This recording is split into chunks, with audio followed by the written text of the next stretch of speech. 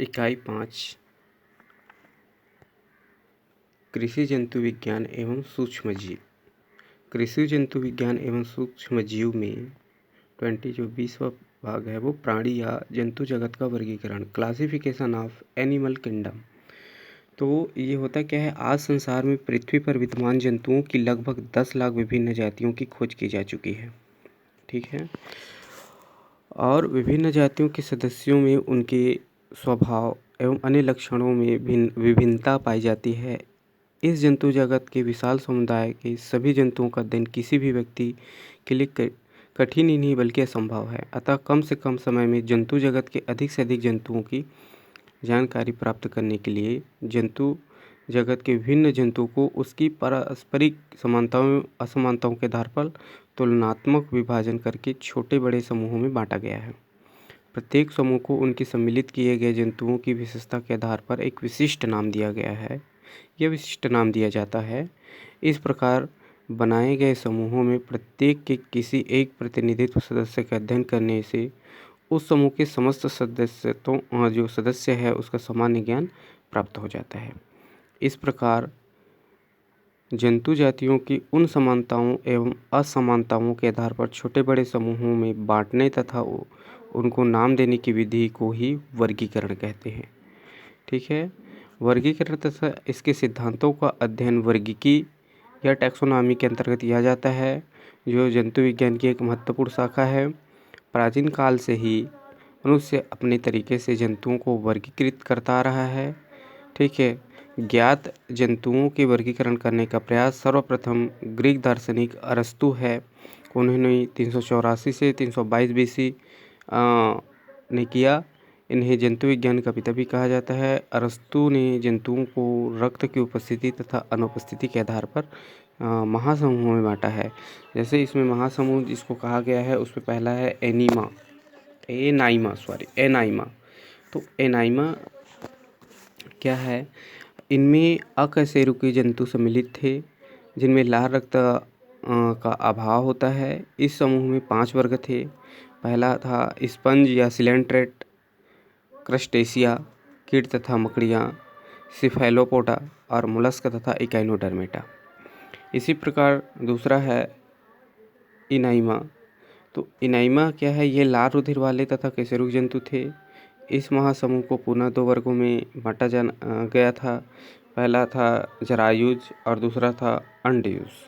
तो जरायुज जो है ये सभी कशेरुकी जो बच्चे देते हैं जैसे मनुष्य, व्हेल तथा अन्य स्तनधारी, और अंडयुज वे कशेरुक जो अंडे देते हैं या बच्चे देने वाले जरायुज है और अंडे देने वाले अंडयुज है। तो जैसे इसमें अंडयुज में मछली, उभयचर सरीसृप तथा पक्षी आते थे। अरस्तु का वर्गीकरण लगभग 2000 वर्ष तक प्रचलित रहा, परंतु इसमें कुछ त्रुटियाँ थी, जैसे लाल रुधिर कुछ अकशेरुकियों, केंचुआ, जोंक व कुछ कीट आदि में भी मिलता है। ठीक, इसमें क्या है, जॉन रे 1627 से 1705 प्रथम वैज्ञानिक थे जिन्होंने आंतरिक संरचना के आधार पर एक अध्ययन द्वारा जंतुओं का वर्गीकरण किया तथा जाति की परिभाषा दी। इसके बाद स्वीडिश जो वनस्पति कैरोलस लिनियस 1707 से 1778 ने जीवों के वर्गीकरण का सरल तरीका अपनी पुस्तक सिस्टेमा निशूरी के 10वें संस्करण में सन 1758 में प्रकाशित किया तथा उन्होंने ही जीवों के नामकरण के लिए द्विनाम पद्धति दी।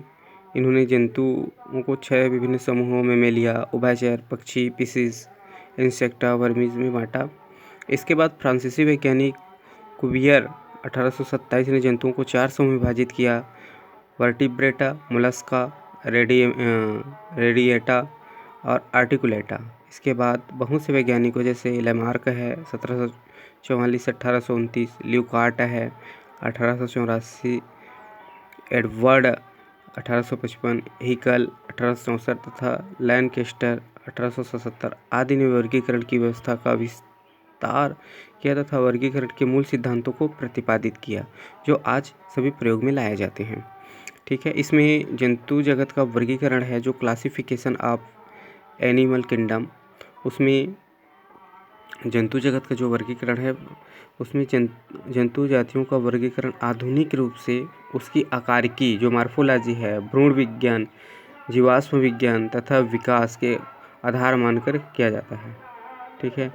स्टोरर तथा जो सिंजर 1975 का वर्गीकरण आज सर्वाधिक प्रचलित है तथा मान्यता प्राप्त है। इन्होंने अपनी पुस्तक जनरल जूलॉजी के 5वें संस्करण में सन 1975 में इस वर्गीकरण को प्रस्तुत किया। ठीक है। स्टोरर तथा यूसिंजर ने संपूर्ण जंतु जगत को 2 उपजगतों प्रोटोजोआ तथा मेटाजोआ में बांटा। स्टोरर तथा यूसिंजर का वर्गीकरण निम्नलिखित या इस प्रकार तालिका में क्रमबद्ध किया गया है उनका वर्गीकरण। जैसे उसके अनुसार पहला उपजगत प्रोटोजोआ, सब किंगडम प्रोटोजोआ। इस उपजगत में सभी एक कोष के जंतु आते हैं, जैसे अमीबा है, पैरामीशियम है, यूग्लिना आदि आते हैं।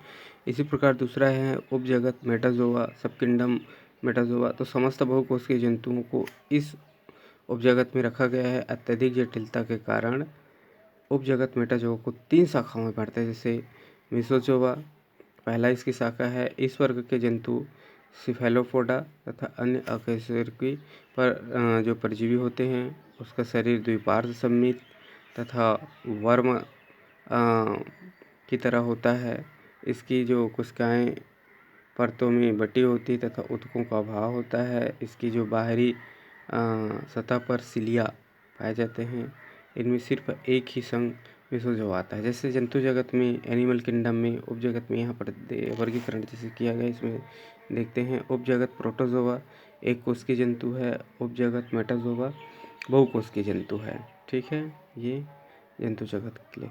तो इसमें सबसे पहले हम देखते हैं एक कोष के जंतु में इसका जो संघ है प्रोटोजोआ संघ, उसमें उपसंघ पहला प्लाज्मोड्रोमा और दूसरा सिलियोफोरा। ठीक है। और बहुकोष के जंतु को फिर से डिवाइड किया गया है। इसकी जो शाखाएं हैं फ्रांसिस है, वो पहला है मेसोजोआ, शरीर ऊतकहीन परजीवी तथा वर्म की तरह होता है। दूसरा उपशाखाएं है पैराजोआ जो आहार नाल में उपस्थित होता है, और तीसरा है एंटरोजोआ जो आहार नाल उपस्थित होता है। इसको 3 भाग में डिवाइड किया गया है। ठीक, यहाँ पर जो ये दूसरा संघ मेसोजोआ है और तीसरा पेरिफोरा है। तो यहाँ पर जो संघ यहाँ पर जो बांटा गया है उसमें जो तीसरा संघ जो बताया गया है उसको फिर से डिवाइड किया गया है। यहाँ तीसरा जो संघ है उसको रेडिएटा, ये शरीर त्रिज्य समित होता है, और एक है बाइलेटरिया, ये शरीर द्विपार्श्व समित होता है। तो जो रेडिएटा है उसको फिर से डिवाइड किया गया है। संघ चौथा सिलेंट्रेटा और संघ पाँचवा टिनिफोरा। ठीक है। तो टिनिफोरा का अनुभाग जो है वो इसमें एसिलोमेटा जो देहगुहा अनुपस्थित है। उसके बाद है सीडोलोमेटा जो वास्तविक देहगुहा अनुपस्थित होता है, और तीसरा है यूसिलोमेटा जो वास्तविक देहगुहा उपस्थित रहता है।